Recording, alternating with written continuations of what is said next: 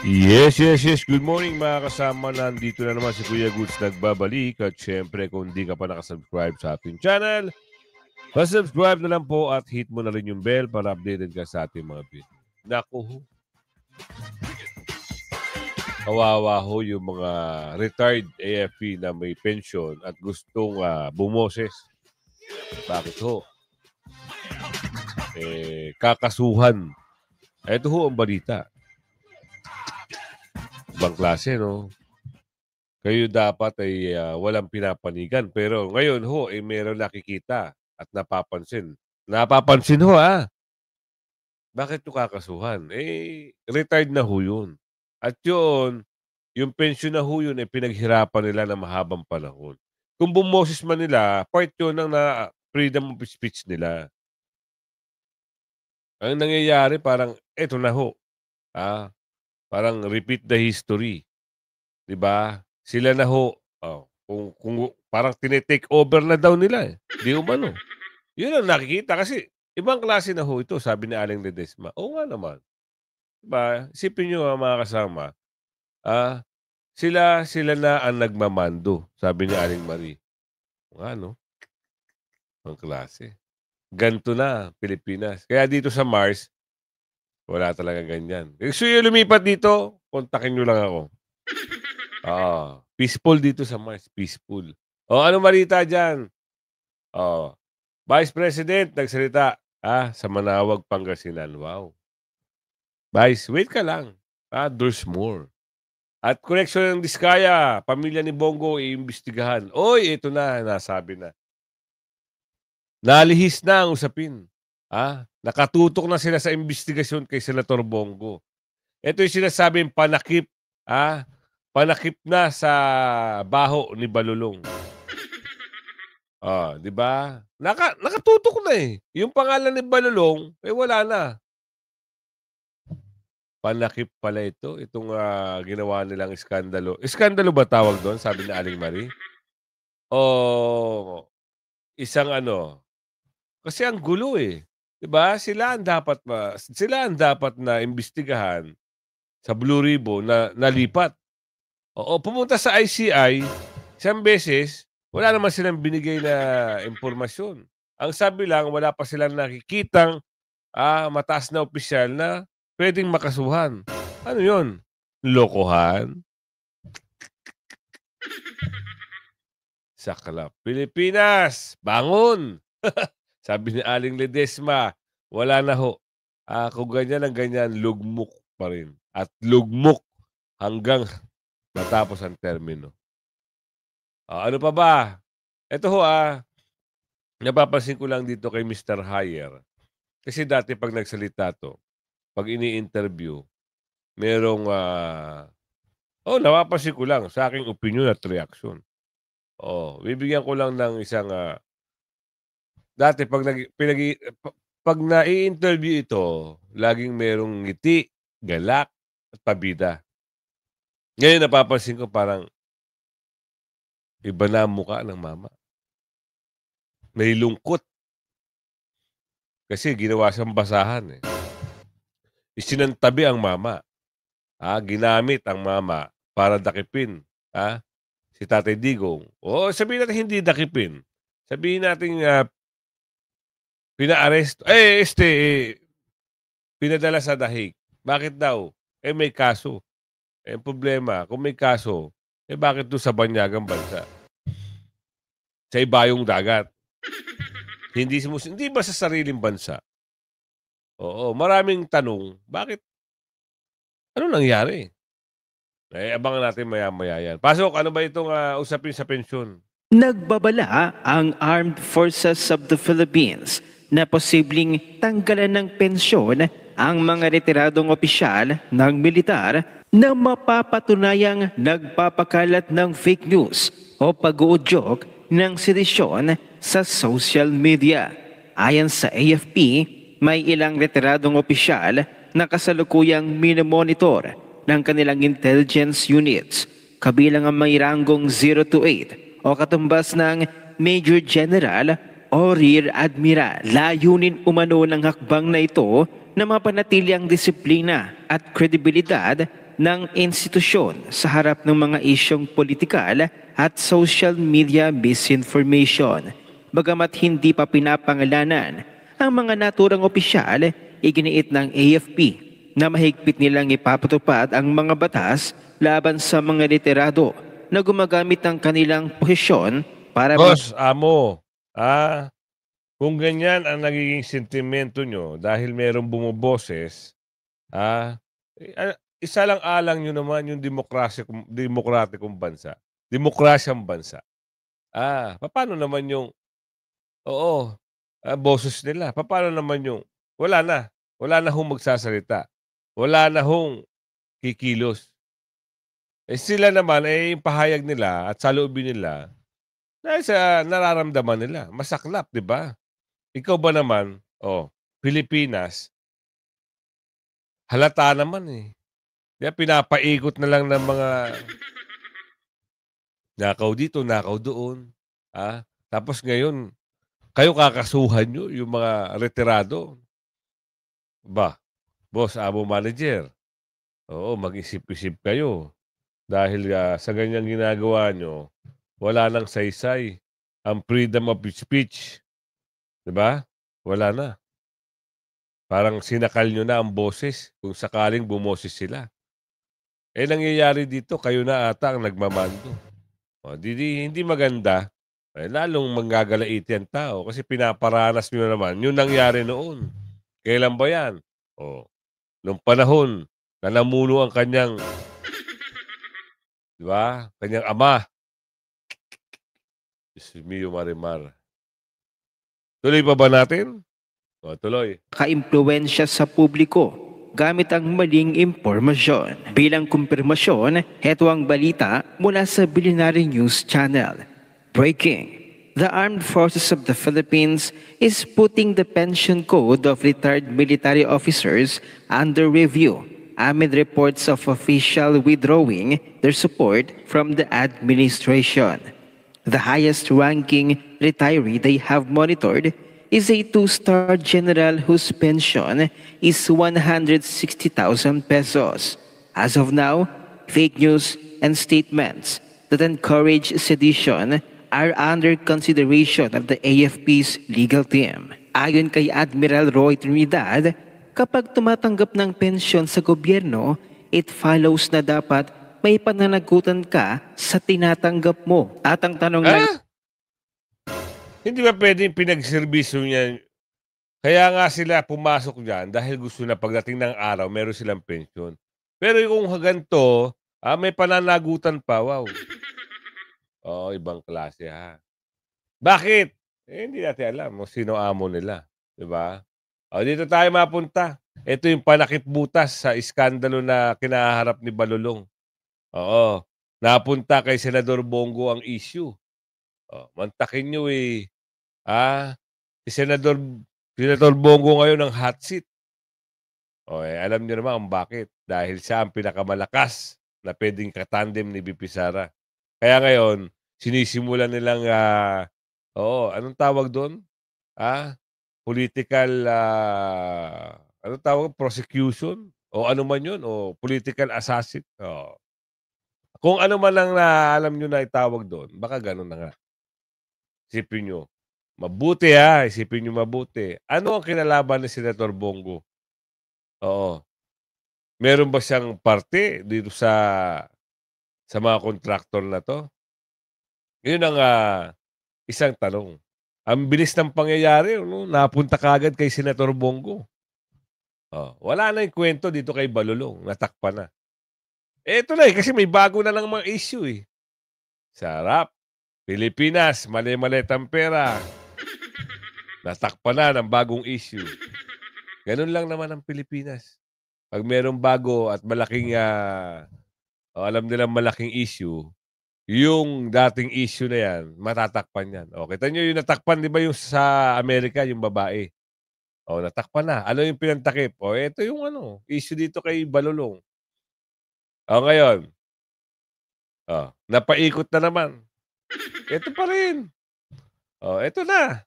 Kay Senator Bongo. Bakit? Malaking tao, kilalang tao Mas maraming naniniwala Kaya siguro gumawa na naman sila ng kwento. Senador Bongo, paglaban mo. Ang ilang mambabatas sa mga maanumalyang flood control projects, sunod nang paiimbestigahan ng gobyerno ang kumpanya ng pamilya ni Senador Bongo. Ayon kay Public Works Secretary Vince Dizon, nais ni Ombudsman Boying Rimulya na silipin ang koneksyon ng mga kontratistang sina Sara at Curly Discaya sa construction company na CLTG Builders. Pagmamay-ari ito ng ama ng senador na si Desiderio Go. Sa ulat ng Philippine Center for Investigative Journalism noong... Nakapagtaka lang, ano? Bakit kailangan pa magpa-interview nito ni Budsman na nangingitim? Oo.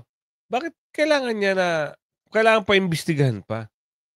Oo. Di ba sabi nga sa ombudsman, walang politika, manahimik ka na lang.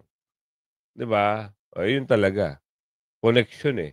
2028, yung mga pangako niya sa kanila, baka siguro nga, totoo. Merong isang, nababanggit, tatakbo raw ng Vice President. Si Paos. Diba? Ayun ang balita, hindi naman natin dinadagdagan. Tatakbong Vice President. Sa tingin nyo mananalo? Kayo ang tatanungin ko. Ako kahit sa panaginip, wala. Iimbestigahan mo, Davao. Ang daming dapat imbestigahan dito. Andito Quezon, andito Batangas, andito Ilocos, andito Maynila. Pumunta ka ng Davao, wow. Sinentro mo pa. Ngayon, pahiya ka. Ganda ng Davao, no? Maraming bus bago. Tapos yung mga flood control, konkreto, ang lalaki ng mga buhos. May mga bakal. At ang maganda rito, taga DPWH, may libro. Pinakita lahat. Tupalpal kayo, no? Gagawa kayo kwento para pag sirain ang pangalan Duterte, hindi nyo masisira ang pangalan Duterte. Diba? Ikaw nanonood sa akin. Ano sa palagay nyo ang ginagawa nito mga to? Kampi-kampihan sila, no? Pero walang mananalo sa mga Duterte. Promise yan. 2028, kung aabutin ng 2028, sabi ni Aling Marie. 2018, isa ang CLTG sa mga may pinakamaraming infrastructure projects sa Davao Region, ang baluarte ng mga Duterte. Bago maging senador noong 2019, nagsilbing Special Assistant to the Presidency ni Nooy Pangulong Rodrigo Duterte. Ngayon, we are already working to look at the documents from the previous administration. No? Wala tayong sisinuhin dito. Kita nyo na? Patungkol na naman. We are, ano ba tawag sinabi niya? We are checking or searching in the previous administration. Kanino na yun? Paano yung bago? Halataan na nga yung bago eh. Bakit ayaw nyo pa asistensyahan? Yung bagong administration, halataan na sa pangdodorobo. Bakit ayaw nyo kunin? Ayaw nyong doon kayo mag-focus. Nilihis nyo naman ang usapin eh. Mama naman. Galingan nyo pa. Sabi ni Aling Marie, galingan nyo pa. Husto. Galingan nyo ng husto para naman paniwalaan kayo ng taong bayan. Ito na. Nasa investigasyon na. Nalilihis pa. Ngayon, kakalkalin nyo yung past administration. Galit na nga si Tatay Digong sa mga durobo. Hindi nga nakaporma ang mga durobo noon. Gusto nyo supalpalin pa kayo ni Miriam Santiago? Ano sabi ni Miriam Santiago? Walang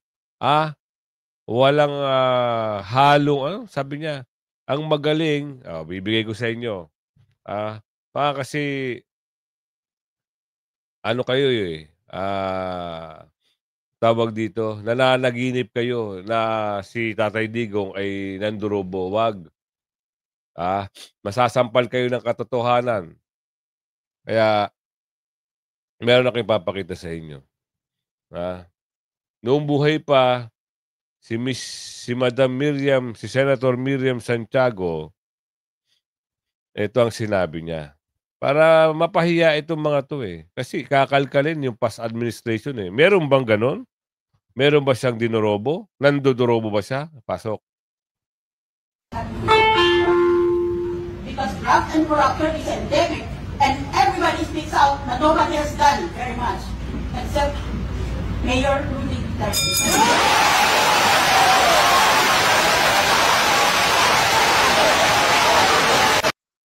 Gusto niyo ulitin ko?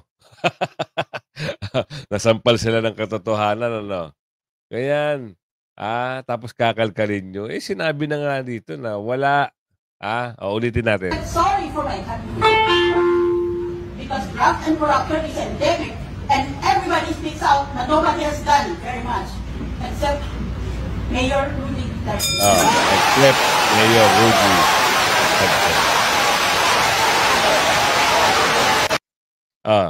Naniniwala na kayo? Hindi pa? Yan ang sinasabi ko sa inyo. Galingan nyo. Mag-research din kasi. Hindi yung kagaya ng mga bulager nila, may hain lang. Kahit sang parte ng dila, bibig, kinukuha yung mga sinasabi, ay wala namang sustansya at meron pang paninira, meron pang mura, kung ano-ano na lang ang lumalabas sa bibig. Yun yung mga gawang kwento. Eto hindi Sabi ni Miriam Santiago, hindi dorobo si Mayor Duterte o si dating Pangulong Duterte. Ano? Diyos mio Marimar. Ito maganda. Yung latest news kay BP Sara. Latest news. Si BP Sara kasi pumunta ng Manawag. So kahapon, October 18, alamin natin para mabigyan. Gusto niyo bang ipakita ko muna yung bago natin bigay yung kay BP Sara? Etong kay Hire. Bakit ba parang malungkot ka? Kasi dati, ang saya-saya mo. Habang meron kang press conference, habang meron kang appearance interview, ngayon parang iba ata yung kami sir nagtatanong lang. Hindi ho kami, kami ho ay interesado kung kayo ba ay sinibak dahil saan. Interesado kami kung kayo ay magsasabi na ng totoo na inutusan kayo. At interesado rin kami kung halimbawa lang na naisipan nyo na pumanig kay BP Sara at sabihin lahat ng katotohanan. Bakit hindi? Diba kung kayo naman ang magbibigay, kayo ang nagpaalis, kayo rin ang kukuha kay Tatay Digong. Why not? Diba? Kasi alam nyo ho, nagamit ito si Senador, si Torre, si Hire. Nagamit. Sinibak siya . Di ba, ang galing ng performance niya, credit sa kanya at saka sa amo niya. Ngayon, marami ang nagalit. Milyon-milyon nagmamahal kay Tatay Digong ang nagalit. Ngayon, ito. Biglang all of the sudden, yung credit niya doon kay Bungitngit at credit niya, siyempre na, dating Pangulo, napadala mo doon sa hik . Parang, ano nangyari? Bigla-bigla na lang ata nag-announce na wala na sa pagka Chief of Staff. Tama? Di ba? Sir. Bakit ganun? Pwede bang aminin nyo kung ano yung naging problema? Pwede ba? Nagtatanong lang kami, sir, tuloy. Ko sa kaso ng dating Pangulong Rodrigo Duterte. At dalawa yung nagsalita recently, yung anak po niya na ang tawag niya pa rin doon ay kidnapping. Tapos ang dating kalihim ng panahon niya na si Teddy Boy Locsin sinasabi na kidnapping din yung ginamit na word.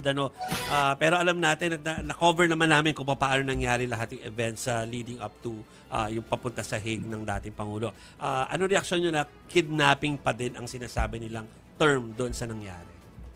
Well, for one, mga kuha nila yan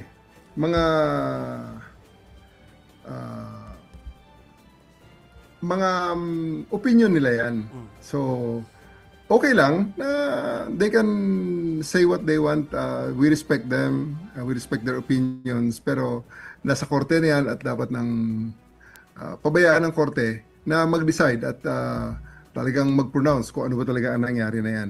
And about Teddy Boy Locsin, I think he was a member of the House when RA 9851 was enacted. And no member of the House Hey, sir, parang napapansin namin na yung tanong sa inyo, parang meron kayong binabasa. Tanong lang po. Scripted po ba yan na interview? Tuloy. Voted against RA 9851 or abstained from voting on that. So, RA 9851 authorized the government to surrender to appropriate international tribunal any Filipino charged with crimes against humanity. So, ang tanong nga kasi, ang Pilipinas is no longer hindi na ho member, is no longer member of the ICC. So bakit ho napabilis? Oo, at ang tanong doon, walang due process. 'Di ba? Oo. Ngayon, paano yan, sir? Hindi ka na kaisa nila. Ang tanong, natutulungan ka ba nila? Oo. Kasi 'di ba, sa KOJC, yung case meron kayo. Tapos ito pa, kay Tatay Digong, for sure, ayan na, nagsampa na sila ng kaso. Kaso nga lang, hindi dinakit. Kaya nga nakalusot ng pagka-ombudsman itong si Nangingitim eh.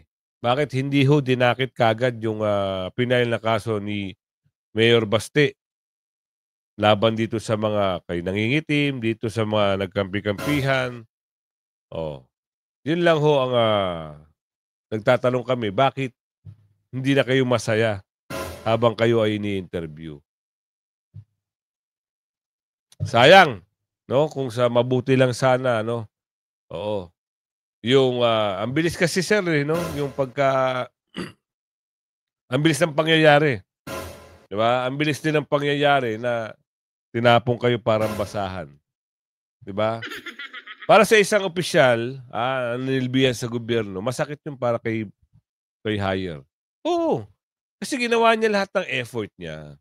Ginawa niya lahat para ipakita sa nakaupo ngayon. Hindi niya alam, manggagamit pala yung nag-utos sa kanya. Yun. Agoy. Walang ano-ano. Sige, tapon. Ano nangyari? Wala. Sayang. Sir, kami ho ay nagtatanong. Ito, kay BP Sara, kahit walang script to, ibang klase magsalita to eh. BP Sara, kwentuhan mo kami. Ano ba meron dyan sa Manawag? Ko kanina, ma'am, personal ko, para sa akin, wala. Humiling lang po ako na magandang kalusugan para kay Pangulong Rodrigo Duterte para malampasan ngayong kaso doon sa detention unit at sa ICC, at dinasal ko din po na sana siya ay mabigyan ng interim release o kundi man total freedom mula sa kaso. At yung dasal ko po para sa bayan is a peaceful and prosperous Philippines and peace and comfort for every Filipino. Yun po yung dasal ko kanina umaga. Tungkol po sa nalalaman po natin na napakalaking nangyayari about sa control of corruption. Ano po yung masasabi niyo, ma'am? Nakakalungkot po ba? Dahil ang corruption po ay problema na natin. Noong mayor pa po ako, una po ako naging mayor 2010. Panahon po yun ni dating Pangulong Aquino. At bumalik po ako na una po ako naging public official is 2007. Panahon po yun ni dating Pangulong Arroyo. Tapos naabutan ko po si dating Pangulong Aquino, President Duterte, ngayon po President Marcos. Nalulungkot po ako dahil ang korupsyon, usapin na po yan noong panahon ng 2007.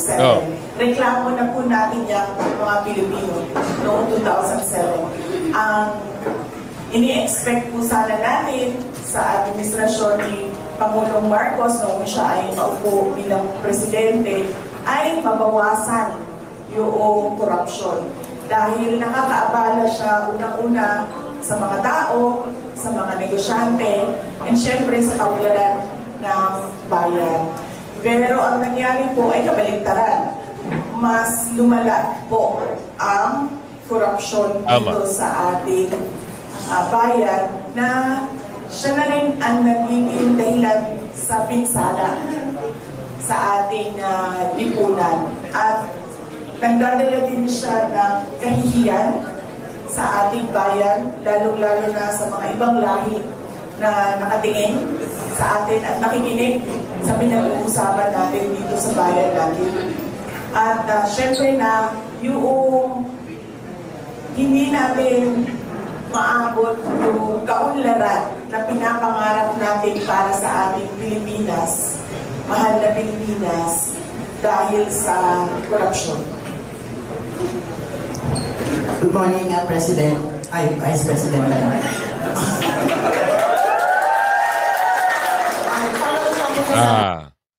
Narinig nyo. President na. Iyak na naman ng mga, yung mga, ano tawag doon, mga tagasunod. Nito ni Bungit-ngit. Tinawag na presidente. Si BP Sara sa Manawag City. Part ba ng ano yan? Norte na yan di ba? Ang Manawag, Pangasinan. Pangasinan, iba rin Ilocos, ano? Sabagay, malayo kasi ang Mars, eh. Hindi natin alam. Yung interim release ni Tatay Digong, kung saan po, ano po update?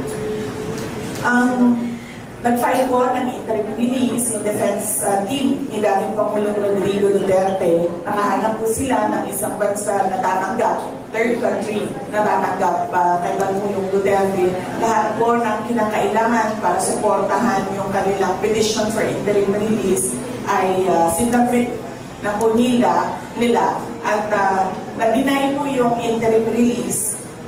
Ngayon, ang hakbang naman ng defense team ay nag-file po sila ng appeal.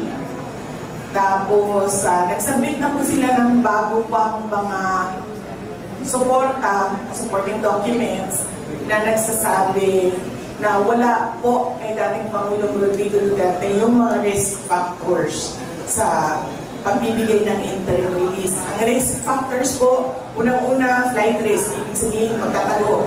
Pangalawa po ay mag-threaten o mag-intimidate ng mga witnesses. Hindi po galing ni dating Pangulong Rodrigo Duterte yun. Nakita na po natin na merong mga investigasyon noon dito sa ating bayan. Nag-investiga si Commission on Human Rights, Lina de Lima, nag-investiga ang Senate, yung pinatawag nila si Trillanes at ang kanyang mga testigo. Wala pong nanakot, walang nangyaring masama sa kanila. So, makikita po natin na hindi ganyan yung behavior ni dating Pangulong Duterte. In fact, sinasabi na lagi, pabayaan ng mga tao na magtanong, pabayaan na magbukas ng investigasyon. At ngayon, nag-cooperate siya sa International Criminal Court. At yung pangatlo po na risk factor ay yung posibleng pagpapatuloy ng paggawa ng krimen. So, wala po sa kanya lahat yun. So, yun po yung inuulit ng defense team sa kanilang appeal at naglagay po sila ng iba pang mga supporting documents. Good morning, VP EY, Panagiri of DWIC. Reaction niyo po muna, pilit na shift yung investigation dinadala sa flood control projects daw sa Davao. Plus, second, ano po ba yung mga sistema ipinatupad at pinapatupad ng pamunaan ng Duterte at puro walang negative reaction from your constituents sa Davao with regards to flood control and infra projects dun sa inyo? Una-una po ma'am, hindi na kami nagugulat na pilit na ininidikit yung flood control corruption kay dating Pangulong Rodrigo Duterte at kay Senator Bongo. Kasi sinasabi ko nga noon pa na unang-una, yung nangyayari ngayon, hindi na po ito usapin ng 2025 budget. Dahil ang 2025 budget ay ninakaw na. Wala na yun. Di ba? Totoo yan, ninakaw na ho. Meron gang ipinababalik sa kanila eh. Pero ang sagot noon wala na. Pag-aaralan pa raw sa 2026 budget. Wala na kasi ibabalik, ubus na. Kaya tama yung sinabi ni Bibi Sara. Itong mga dorobo na ito,